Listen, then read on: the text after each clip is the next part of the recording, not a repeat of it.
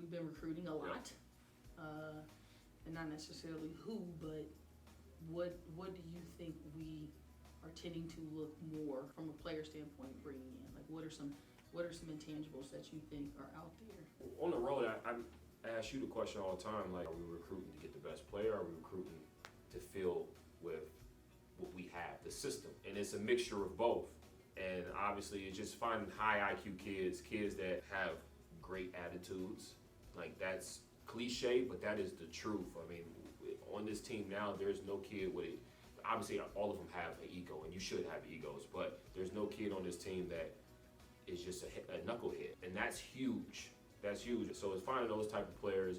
Obviously, we want to be able to spread the floor, so finding shooters that are tall, that are long, they can fill it up, they can defend. They just kind of just fill in what we have, and I think that's the main thing. Obviously, we want to get the best players. We want the best players here at Dayton, but recruiting is not easy. I'm just gonna say that right now. Recruiting is not easy, and you have to be able to bring in a kid that fits Coach Meek's system, and those are the kids that we're looking for. It is not easy. No, it's not watching easy.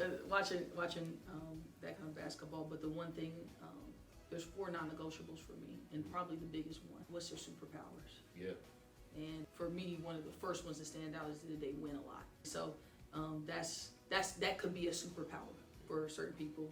It could be passing, it could be shooting, it could be basketball, it could be leadership. You know, the other thing I'm always watching is, we watch a lot, is what they say. Like, are they talking? Or when they go to the bench, that's huge. Those are other things, but I think that's one that I probably added my first year of coaching. I always knew it, but I couldn't pinpoint it. But one thing I learned after my first year is they have to have superpowers, and at least 2 of them. And they're those intangibles. It's their X factor. It's what makes them different.